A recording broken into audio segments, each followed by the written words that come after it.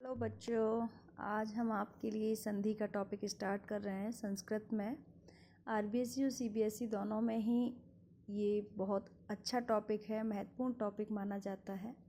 संधि कार्य, संधि का टॉपिक, संधि की उत्पत्ति कैसे होती है और शम उपसर्ग लग रहा है डो धाई, यानी मूल रूप से डो धाई और धा धातु की प्रत्यय के संयोजन से संधि रूप निष्पन्न होता है।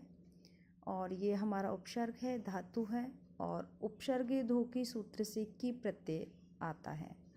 ये व्युत्पत्ति हम सभी को पता होना चाहिए जब हम संधि स्टार्ट कर रहे हैं कि संधि शब्द बना कैसा है।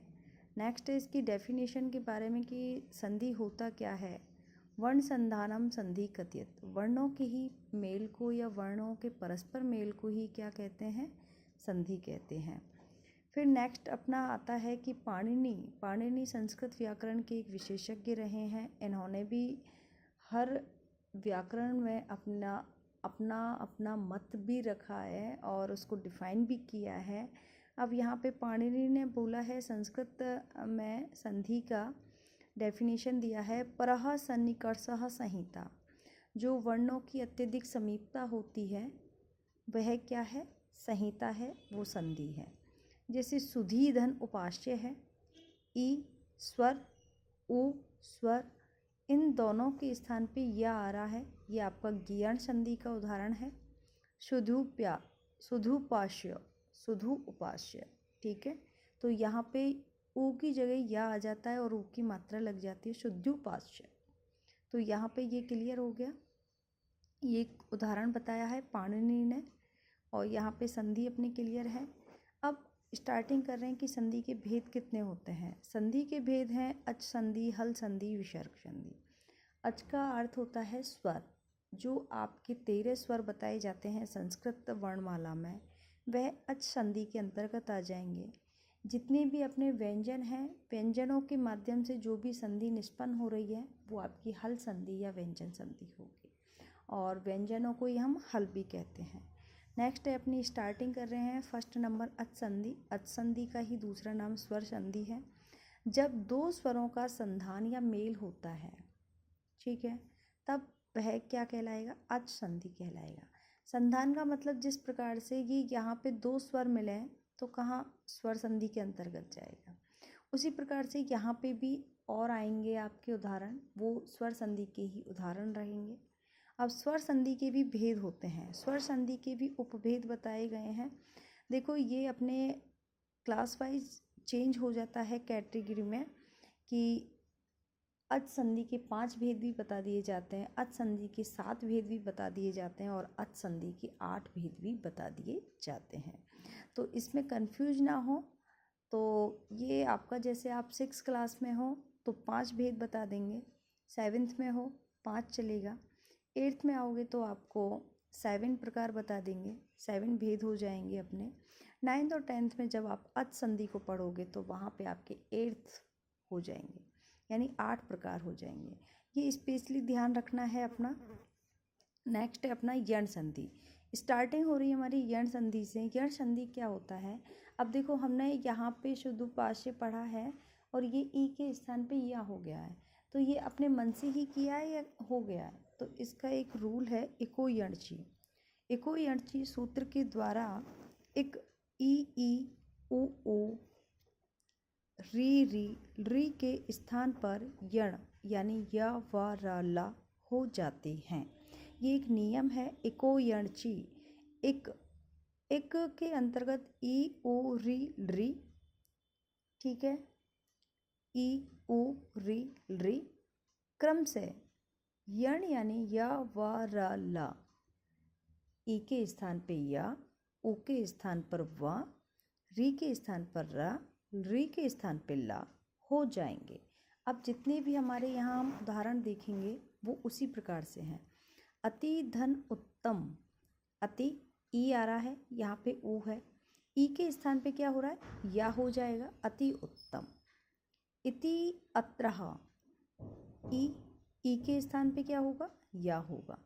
इत्यादि, इति के स्थान पे क्या होगा, या, और यहाँ पे आ की मात्रा इत्यादि। इति अलम, सेम ई के स्थान पे या आ जाएगा और इति अलम।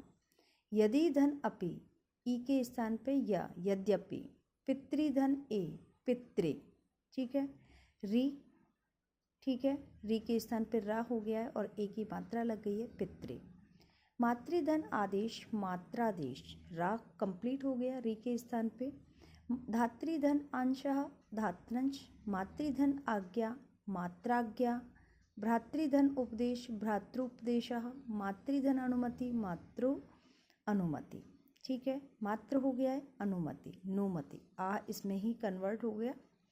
फिर नेक्स्ट और भी उदाहरण है आपके। अनुधन आय, अन्वय। ऊ के स्थान पे क्रम से क्या हो जाएगा, वा हो जाएगा। इक के स्थान पर यवरला अंतस्थ वर्ण थे। शूधन आगतम, सु की जगह वा, स्वागतम। मधुधन अरि, ऊ के स्थान पे वा, मध्वरी। गुरु आदेश, ऊ के स्थान पे वा, गुरुवादेशः। साधुधन इति, साध्विति। रीधन आदेशः, लादेशः। ये आपको री आधा है, पूरा हो गया। या व र ला, ला पूरा कंप्लीट हो गया है। ला, आ की मात्रा लग गई है, लादेशः। रीधन आकार, लाकार। रीधन अनुबंध, लनुबंध। रीधन आकृति, लाकृति। इस प्रकार से आपकी ये यण संधि हो गई। और ये अपना थोड़ा सा ध्यान रखना है, इक, ई, उ, री, ली के बाद में क्रम से या व र ला हो जाते हैं। आगे है थोड़ा सा आपका सेकंड अपना भेद पढ़ेंगे, अयादी संधि। सबसे पहले फॉर्मूला पता होना चाहिए, सूत्र को समझना चाहिए। एचो अय वा या वह, ठीक है। एच प्रत्यय आएगा, उसके बाद में क्रम से अय, अव, आय, आव हो जाएंगे। ये आपके सूत्र से ही डिफाइन हो गया है।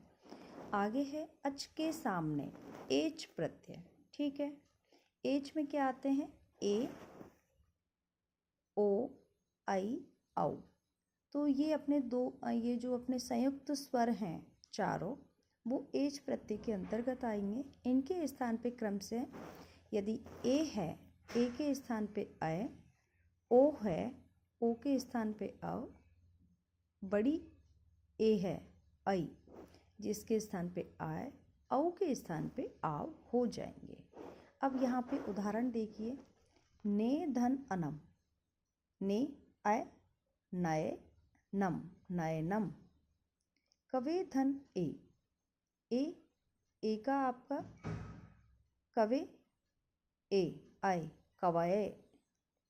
हरे धन ए, हरये। शे धन अनम, शयनम। बहुधन उकह, ये आव में चेंज हो जाएगा, ओ की मात्रा लग जाएगी, भावकः। पौधन अकह, पावकः। अशौ धन अयम, आव में चेंज हो गया, असावः, यमः। अग्नौ धन इहि, अग्नाविः। बहुधन अयति, भाव्यति। इंदौ धन उदिते, इंदावुदिते। आव में चेंज हो गया, ऊ की मात्रा लग जाएगी, इंदावुदिते। उसी प्रकार से पोधन अन, पवन। भोधन अनम, भवनम। विष्णुधन इहि, विष्णविः। अब में चेंज हो गया, ई की मात्रा लग गई। गई धन अकह, गायकः। नई धन अकह, नायकः। शई धन अकह, तो शायकः। ये हमारा रॉन्ग हो गया। शायकः, तो गई धन अंति ही, गायंती। तो इस प्रकार से हमारी अयादी संधि कंप्लीट हुई और हमारी यण संधि कंप्लीट हुई।